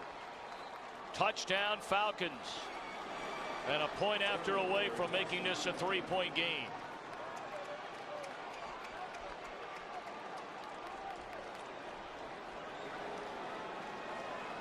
That's exactly what the Atlanta Falcons needed. You know, after being able to make a stop when Dallas had the ball to open up the second half, and then to take this drive down the field and regain a little bit of the momentum that they had lost. Point after is good. Dallas 17, Atlanta 14. The Falcons marching 87 yards on their first possession of the second half, much like they did their opening possession of the game. And Felix Jones again will take a knee. Back in Arlington, Texas at Cowboys Stadium. It's been a big day for Tony Romo after a slow start. Not much of a running game for the Cowboys today, despite the fact that they have all three running backs healthy for the first time in nearly a month. And Romo going to put it up on first down. Looking for Austin. Flag down. Austin caught it. Again, there's a penalty flag right where Austin was being defended by Chris Houston.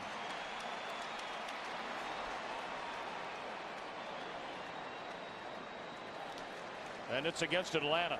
Tell you, that was a heck of a throw. Contact. Defense number 23. Penalty is declined. First down. You couldn't throw this ball any better than what Tony Romo just did. You're going to see there, it's you know, other than the contact right there, I mean, it's great coverage underneath and just a perfectly thrown ball. So it really didn't matter with the penalty on the play. They get the completion, and Miles Austin gets his feet in bounds. And again, it was one of those situations where Atlanta had the perfect coverage call, and the execution of the Dallas offense just was better. Romo on first down. It looked like Roy Williams either tripped or shut it down. Well, they were taking a look at the right calf of Thomas Johnson. You go back and take a look at this route by Roy Williams. Initially, I thought maybe he hurt himself the way that he reacted, but he just kind of got fooled on the pass and thought the ball was going to be lobbed where he'd have to jump up and get it. Even he found that to be a little funny. So 2nd and 10 at midfield. Felix Jones still on his feet and appears to have a first down to the Atlanta 38-yard line. Well, he gets behind those big bodies up front and you can't find him.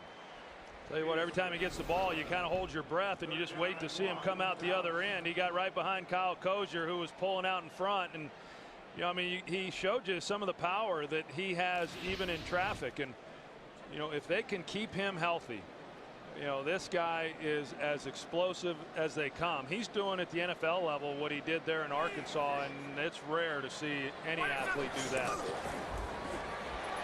They pitch it to him. Turns a corner. And is shoved out of bounds at the 27-yard line. Got a good block from his tight end, Jason Witten. Yeah, he sure did. And you know, it got Felix Jones then, you know, around the corner. You see there in space, and you know, Jason Witten, everyone knows what kind of receiver he is and the type of player he is, but I think he's an underrated blocker. He's as effective a blocker as there is, I think, at the tight end position. I know, in fact, even Tony Gonzalez said this week that he thought Jason Witten was the best tight end in football, and I would agree. Jones again, and this time nowhere to run. Boy, you talk about the explosiveness of Jones. Coming into the game, he only had 21 carries because of the injury to his knee. 6 of the 15. 6 of 15 went for 24 to 40 yards. I mean, he can bust it now when he gets into the open field. Well, I mean, last year, even though it was limited, he averaged just under 9 yards a rush. And then this year, he's averaged 10 yards a rush. So he's had enough carries. I mean, he's not going to continue that throughout his career, but you know, that tells you that he's capable of going the distance every time he has it in his hands. 2nd and 9. Romo wide open field in front of him.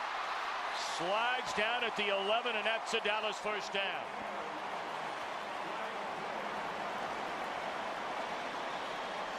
Looks like they may have a hold against the Cowboys. It's down the field where it would have been a receiver holding a defensive back.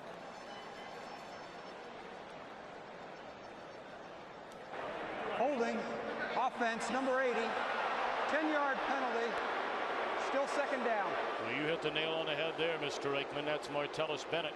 Yeah, and Atlanta was locked up man-to-man, and you can do that when you're going against a quarterback that you don't feel is much of a runner, and certainly Tony Romo is not that. But yet a couple of times now when we've seen them go man-to-man, Romo's had some good scrambles. You see right here the hold. Deku trying to come off of that block to get in there and make a tackle, and Martellus Bennett just slung him to the ground. right in front of the official. You don't usually get away with those. Second down for Dallas, and Romo finds Austin. He breaks the tackle. The flag is down. He tiptoes into the end zone.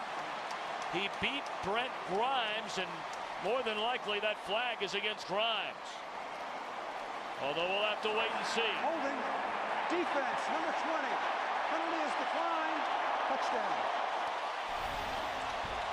Well, we saw this in the Denver game, and it was intercepted because he and Tony Romo weren't on the same page. This time they are, and a perfectly thrown pass. You see the contact at the top of this route, and yet they're still not able to make a play. Miles Austin is an explosive player, but he's also a physical player, and teams have had a hard time tackling him after the catch. We saw it 2 weeks ago in Kansas City. Point after good by Nick Folk. 7 plays didn't take long. No, for those that wondered whether or not Miles Austin was a one-game wonder, I think he's answered that today. A pair of touchdown receptions coming off the 250 receiving yards in a win over Kansas City. 144 receiving yards for him today.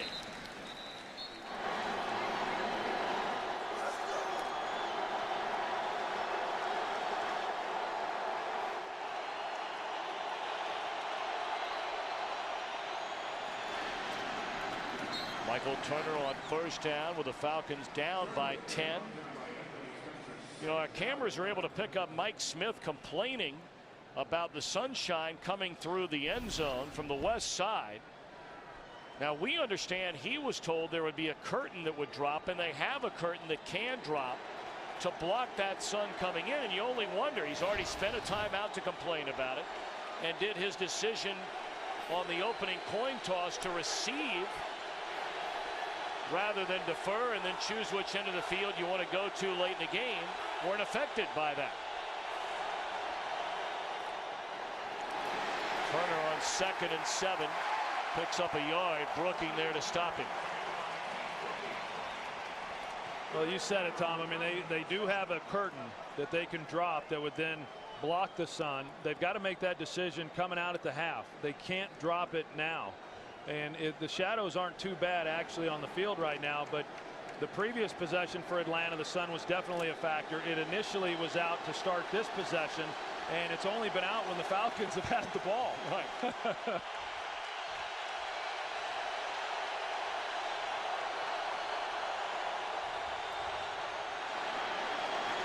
Nearly intercepted on a throw down the middle of the field intended for Gonzalez. Well, that was Gerald Sensabaugh, the safety, and as we talked about a little bit earlier, you know, he's got the cast on his hand and over his thumb, and you know, he's just trying to bring that one in and cradle it as best he can because he can't use his hands to intercept it. You're not going to get an easier opportunity. A good job there defensively by Dallas after getting the touchdown to go back up 10 and then forcing a 3-and-out. Cannon on the punt. Creighton and Newman back for the Cowboys. A booming punt by Cannon. Knocking up Newman to the 24, and he's running the wrong way. Finneran chasing, and Snelling runs him down and throws him down at the 12. Great coverage. Well, that wasn't a very good decision there by Terrence Newman. Initially, they were going to have relatively decent field position, but he just keeps running backwards. As he's running to the sideline trying to get on the edge, he's losing ground. And good pursuit there. Jason Snelling, we talked about him a little bit earlier as far as what he means to this offense, especially with Jarius Norwood down. He's also a heck of a special teams player. Last year, he led the Atlanta Falcons in special teams tackles.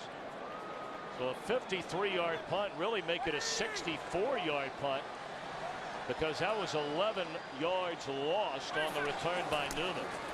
So on first down, they give it to Marion Barber, and he's out to the 20.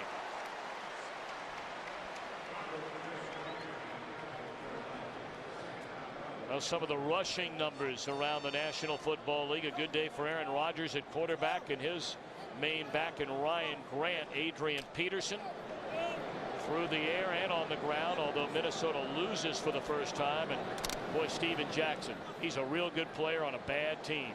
Yeah, he's about all they got in St. Louis. So if they're ever going to do anything, it better be because he's having a big day.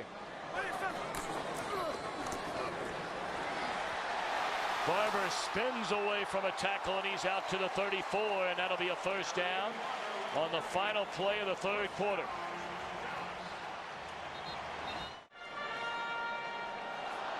Take a look at the NFC East standings. The Giants losing for the first time all season last week in New Orleans. Philadelphia and Washington will collide tomorrow night. So we begin the fourth quarter. Dallas at 3 up 2 down on the year with a 10-point lead. And again, Romo, not known as the niftiest runner among all NFL quarterbacks, but has done a nice job of evading trouble today. Boy, he really has. I mean, they've had some guys that have been back there and ready to make a play on him, and yet he's been elusive enough to turn bad plays into positive plays. That doesn't look like much, only a 2-yard gain, but it sure beats the alternative.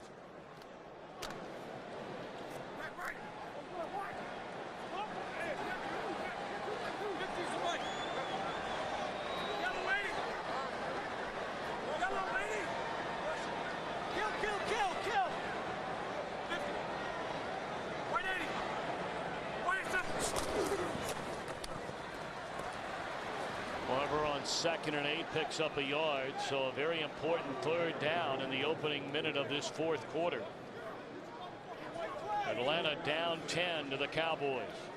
You take a look at Marion Barber, and prior to this possession, he had only had 5 carries on the day. And you know, I think that this part of the game is when he's really at his best, particularly if he's not overused early in the game, and that's where he was back in 07 when Julius Jones was the starter.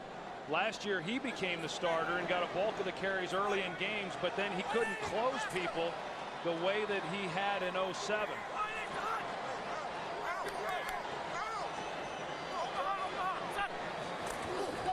On 3rd and 6, blitz coming. Catch is made by Witten, and right on the first down marker. Chevis Jackson right there with him, but another beautifully thrown ball by Tony Romo. Yeah, Witten inside, and you know, he gets the respect. They're going to put a corner on him. He's just so good at setting up routes, and you know, you put him in the middle where he can break inside or outside or go up the seam, and he's very, very difficult regardless of who you put on him. In fact, Mike Smith said we don't have one guy who we're confident in that can cover him, and we're going to try a multiple of people and different things.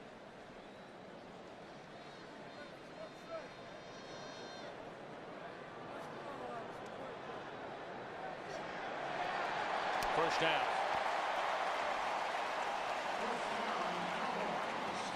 And overall, they've actually done a pretty good job on Jason Witten. I think, you know, when you look at who's hurt them, it's been Miles Austin. Well, they don't want to hear that name, Miles Austin, in Kansas City or Atlanta. Well, they sure don't in Kansas City. And they may be saying his name in vain in a lot of places before this year is over.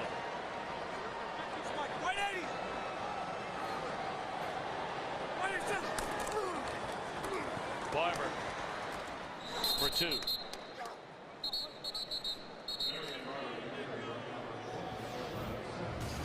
What's Miles Austin done so far today?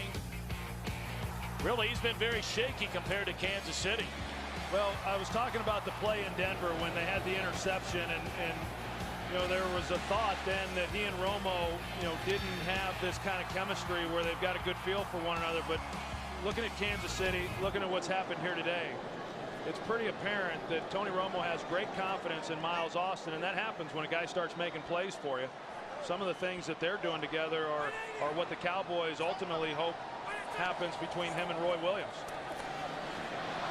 And there is an attempted connection between that duo, and it's incomplete, third down. Yeah, and there's something that's just not right there, because again, a slant route, pretty easy throw, time to throw the ball, and yet they just don't deliver on that. I mean, right there, and the ball's low, and I don't know what exactly it is.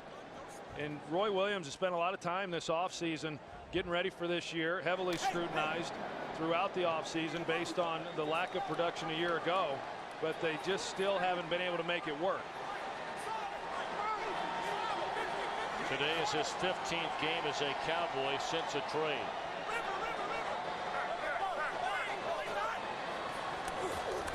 Third down and 8. It always comes back to Miles Austin. And he lost control of the football at the 27-yard line. He had an eye to the corner of the end zone. Well, Atlanta brings pressure to Tony Romo's front side, and they do a good job of picking it up. You're going to see Tashard Choice. Mike Peterson comes inside, the block there, and then the window that Romo has to throw it in, and I don't know what it is, but when Miles Austin catches the ball, nobody can make a tackle. That time, Chris Houston, who was not in coverage but had a chance there to come off and make that play, he failed to make the tackle. 171 receiving yards for Miles Austin.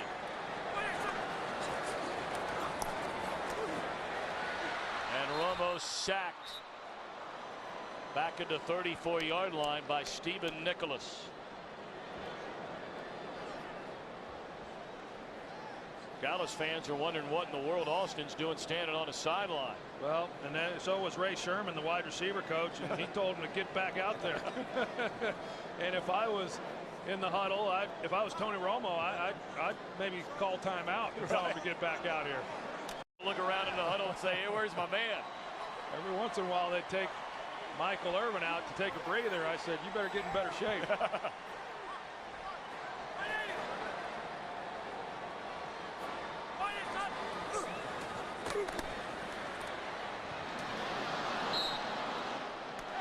Like Romo may have lost the grip as he went to throw that one again to Austin. So third down and 14. I tell you, I am impressed with what the running backs have done for the Dallas Cowboys in picking up some of these blitzes and linebacker blitzes from the Atlanta Falcons. Even for Felix Jones, guy who missed most of last season, a young player, and that generally is where these young running backs really struggle, is in pass protection, and he's done a good job. And then Tashard Choice, he does everything pretty well.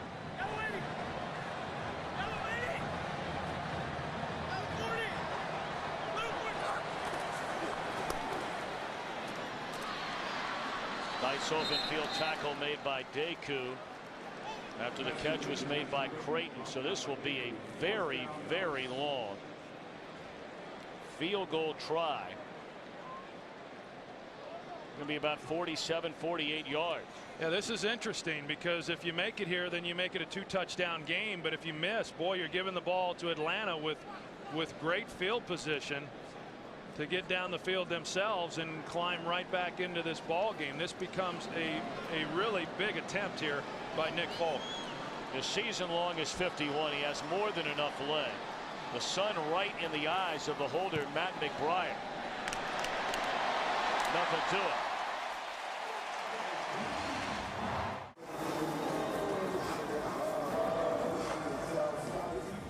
(27-14) Dallas.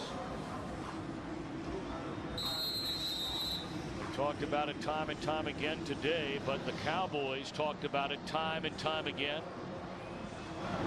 When we met with them on Friday about the enormous importance they were putting on this game. Matt Ryan, 11 of 22 for 100 yards, but he's been sacked 3 times in the game.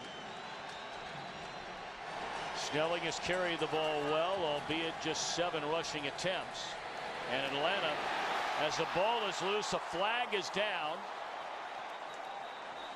Ball was batted away, covered up by Justin Peele after it was stripped away by Ratliff. But again, a flag is down. Personal foul, grabbing the face mask, 73, offense. That'll back him up 15 yards. Jay Ratliff is the one who got in there and was able to get the ball loose, and that would have been a fumble. On the other side, they had DeMarcus Ware one-on-one, and he was able to get a little bit of push also. This decline, second down.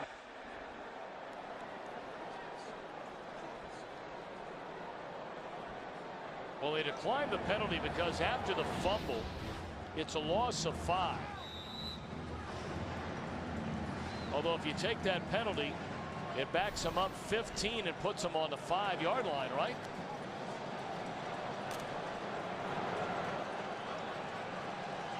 Granted, it would be first down, but a little more breathing room. 2nd and 15. 3rd and 15. Well, I think if the Falcons are going to climb back into this, they're going to have to convert this 3rd down right here.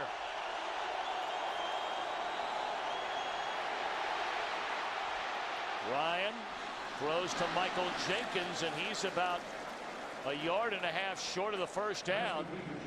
And the Falcons are going to have to punt. Ryan is trying to tell Mike Smith, we got to go here. And Smith says, nope, we're punting. Yeah, I think Mike Smith stepped out there and let Matt Ryan know who the head coach was and who was making the decisions. And, you know, this is the right thing. You know, they now are relying on their defense to make a quick stop. If they don't, there's not going to be enough time left. But if you don't pick up the 4th down here, the game's over. It becomes a 3-game score or a 3-score game.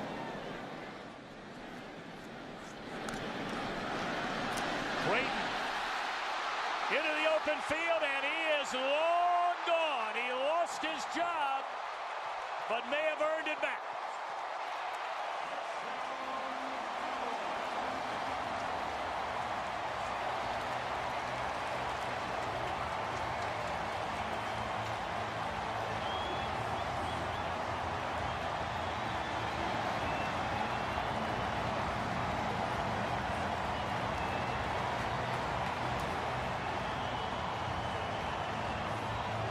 Creighton not only lost his job at wide receiver to Miles Austin, he lost his job as a punt returner when they signed Allen Rawson. I think he just got it back. And that was the final nail in the coffin right there. Saw Joe D. Camillus. He's done a heck of a job this year turning around this special teams.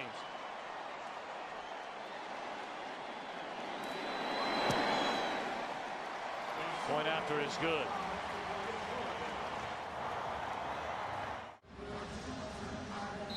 Wade Phillips coming over to congratulate Patrick Creighton after that 73-yard punt return for a touchdown.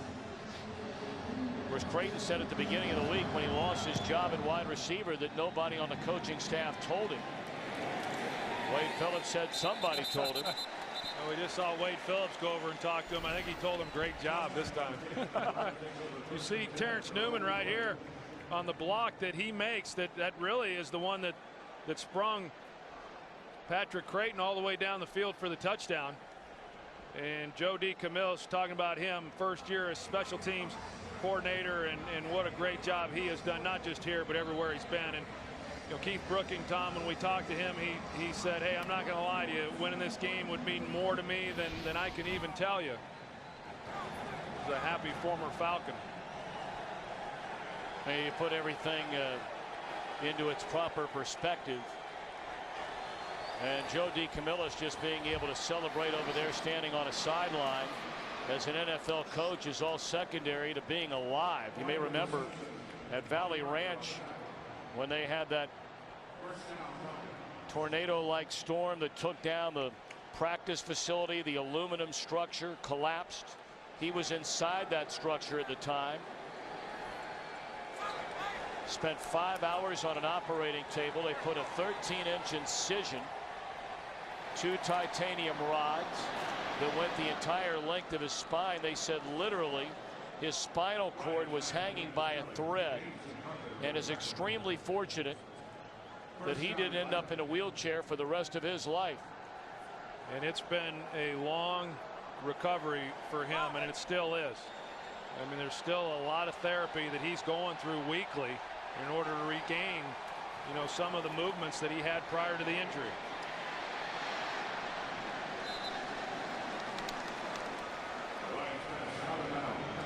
Ryan incomplete. 7:35 to go here in Arlington, Texas. I'll tell you, Tom, the story of this game, besides the play of Tony Romo and Miles Austin, has been this defensive front for the Dallas Cowboys and the amount of pressure they have gotten on Matt Ryan. Matt Ryan, one of the least sacked quarterbacks in the league for his career, sacked less than 1 time per game, and yet he not only got sacked a number of times in this one, but he got hit a lot.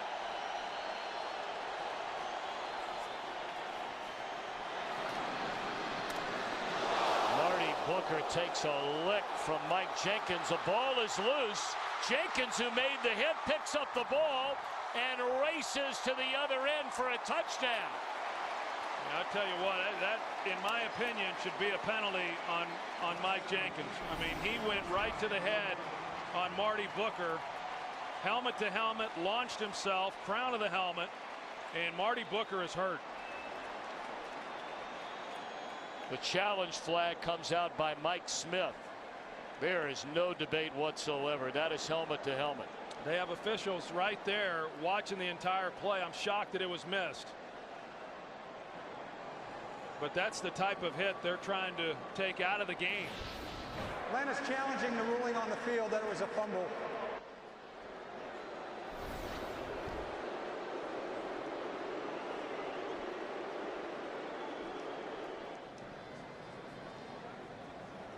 Scott Green challenging the call on the play. Reviewing the play, the receiver had possession of the ball, was down at the 44-yard line. It's Atlanta's ball, 1st and 10. Atlanta is not charged with a timeout. Now you'll see here with Marty Booker, and as he goes to the ground, he has possession of the ball. And just to clean that up, we did talk to Mike Pereira, the head of officiating, and once he became a runner, then there is no protection on helmet to helmet contact, although I know that that's a hit they're trying to eliminate from the game. I disagree that he was a runner. He was a defenseless player that took the crown of the helmet, and that is not what they want. Oh my goodness. This time it's Terrence Newman. And a hit on Ronnie White.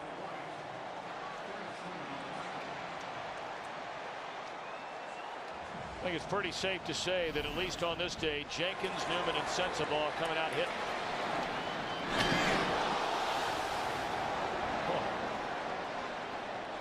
And that there actually is what they do want. And when you saw Newman come in, it was a vicious hit, but he came in with the shoulder pad and didn't go to the helmet. He went to the body.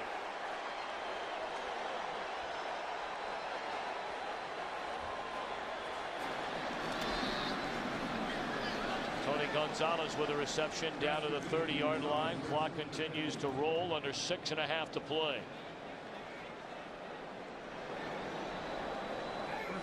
You know, they're going to this no huddle out of necessity. They tried it early in that first half, didn't have much success. I was a little surprised they didn't get to this much earlier in this ball game when they were still in it. Again under heavy pressure, and Ryan just throws it away, that time being chased by Anthony Spencer.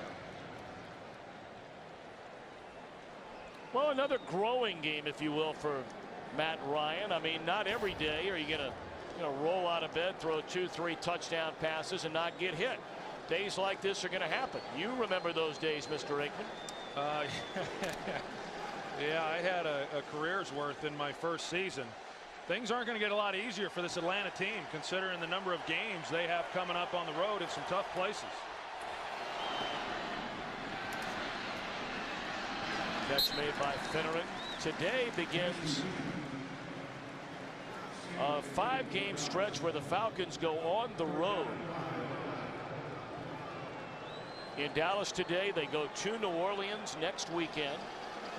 Then Washington at home and go to Carolina and the Giants. Tough duty, 4 of 5 on the road, but what that tells you is then down the stretch, they're going to have a number of home games when it's obviously very important to be playing pretty good ball.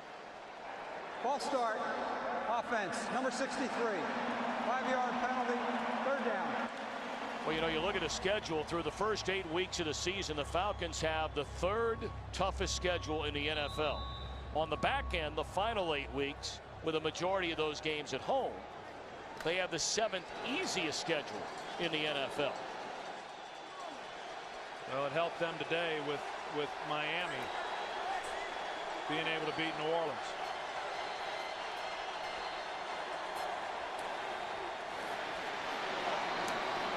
Batted down.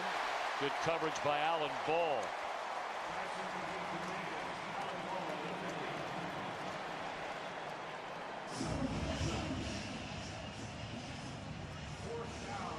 So 4th down and 10. Ryan and the Falcons obviously are going to go for it, down by 20.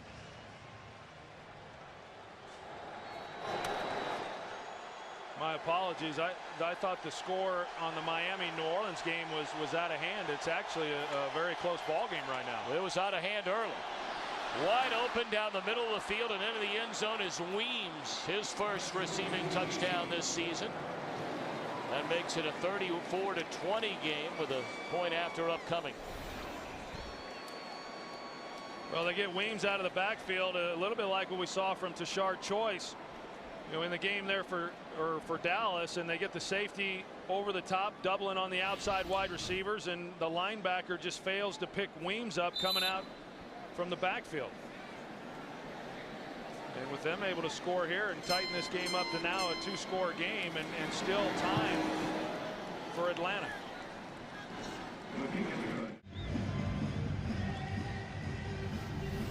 Now here's the confusion that Dallas was faced with on that last play to Weems for the touchdown. You can see everybody talking to one another.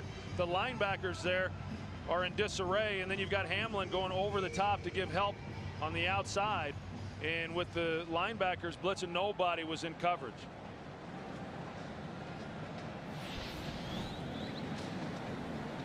Now the onside kick attempt undoubtedly upcoming for the Falcons.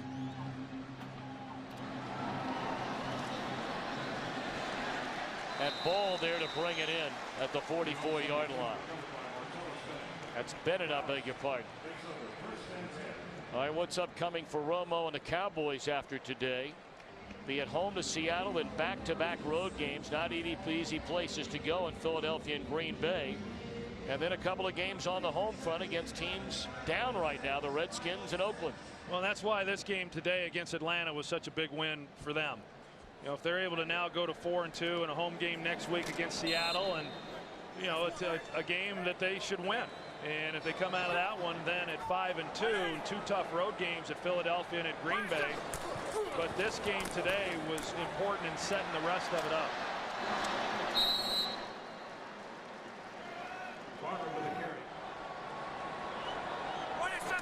They bleed that play clock all the way down to 1.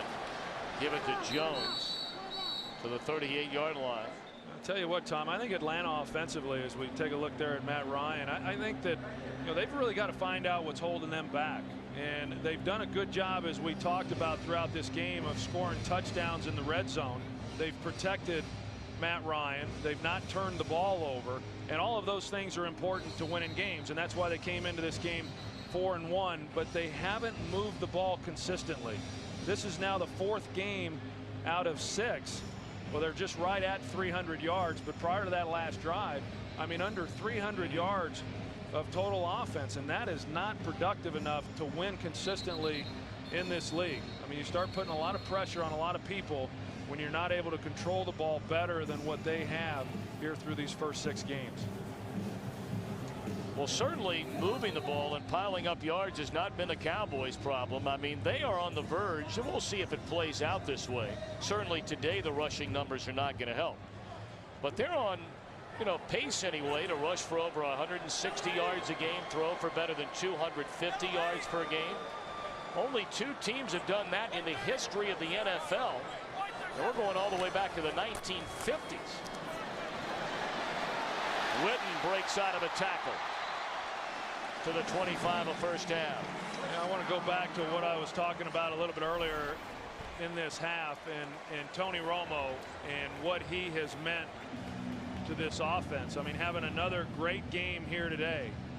And I'm not sure why people around the league tend to look at him and not think that he's been playing well this year. He's had a couple of poor games and they've lost those games. But like I said, this is a team that has to have him play really well in order for them to win. I don't know that defensively that they can hold up and beat people in that type of game if he's not playing well. But when he's playing well, I'll tell you what, they're as good as anybody in the NFL. Well, it's his third 300-yard passing game this season. And they'll be 3-0 in those games. Now, there are a lot of players in this league under a lot of pressure, but nobody can speak to the pressure of being the quarterback of the Dallas Cowboys when expectations are high better than you can. It's a tough position to play in this town. Yeah, but I'll tell you, the expectations for us got high after we won. I mean, that's when they really kind of reached their apex. And for this team, and a lot of it is because of Jerry Jones's style. I mean, he brings in people. He's a polarizing figure. He's a guy who's about winning. And even though this team hasn't done much in January, the expectations, fairly or unfairly, are high. Under 3:15 to play. Right at 3:15, Atlanta will spend a timeout. Well, the Cowboys said it over and over and over again until, quite frankly, you're almost tired of hearing about it. The fact that how badly they needed this game. There were a lot of people around the NFL that said, big deal. The 3 wins they had, the competition they played against, the 2 good teams they played this year. They lost to Denver and to the New York Giants. But today they played a team that came in 4-1, a playoff team from a year ago. And they looked really good today. They sure did. And we talked about it coming in, the inconsistency that they had shown. And yet the 2 losses that they had against Denver and the Giants are 2 games that they look at and believe that they very easily could have won those games, and they could have. I mean, they could be sitting here at 6-0. I mean, they're not, and that's the nature of the NFL, but they certainly could have been.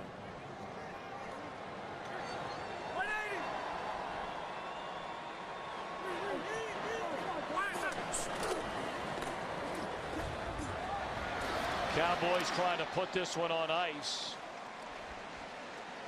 Closing in on the 3-minute mark. 34-21. Matt Ryan, who had not been sacked in nearly 18 quarters coming into the game today, has been sacked 4 times and has been pressured pretty regularly outside of an opening game drive when they marched right down the field and jumped out in front 7-0. Meanwhile, Tony Romo, his third 300-yard passing game on the year. And again, Miles Austin coming off a 250-yard receiving yard performance against Kansas City 2 weeks ago. Piles up 171 receiving yards.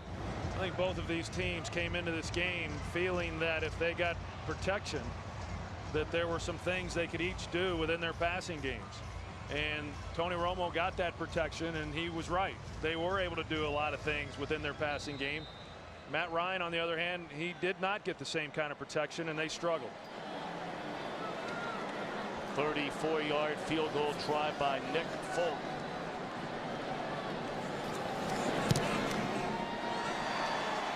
It's another weapon the Cowboys have. I know he only missed 2 field goals all of last year.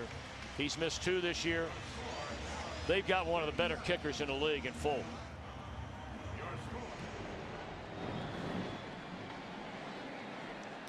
Well, Williams figures why not. Down 37-21. He'll bring it out. And he's tackled at the 24. Minnesota beaten for the first time today. Indianapolis a winner today. Denver off this week. And New Orleans trying to come all the way back and get a win to stay undefeated. Ryan is intercepted by Orlando's Scandrick.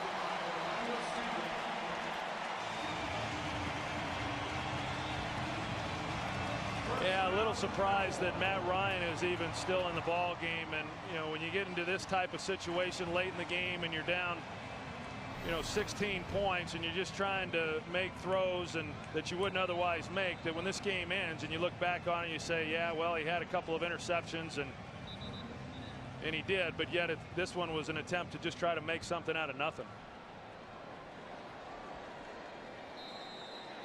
Miles Austin has a lot to smile about. Oh, I was just going to say, he does. He does. It's a heck of a two-game performance he's put together. Well, 2:09. Romo going to take a knee to run it down to the 2-minute warning. The owner, Jerry Jones, had said that a win over the Atlanta Falcons today would legitimize his ball club, and you know, so he's got to be feeling pretty good about this win. And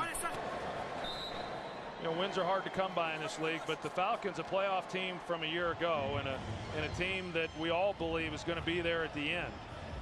I would agree that this is a big win for a team that had been struggling, and quite honestly, it had a little self-doubt. They're in the Dallas Cowboys, wondering just how good they really were or are. You know, during their bye week, everybody else in their division got beat. So without even playing, they were able to feel a lot better about themselves. As now, with a win here today, you know, the Giants have a big one later tonight at home against the Arizona Cardinals. Philadelphia will play Washington tomorrow, and the Eagles coming off a loss in Oakland. Well, when you're talking about an offense that came into this game averaging 420 yards of offense, and today they went over 400 yards again, you get that kind of production, you're going to be pretty hard to beat in this league.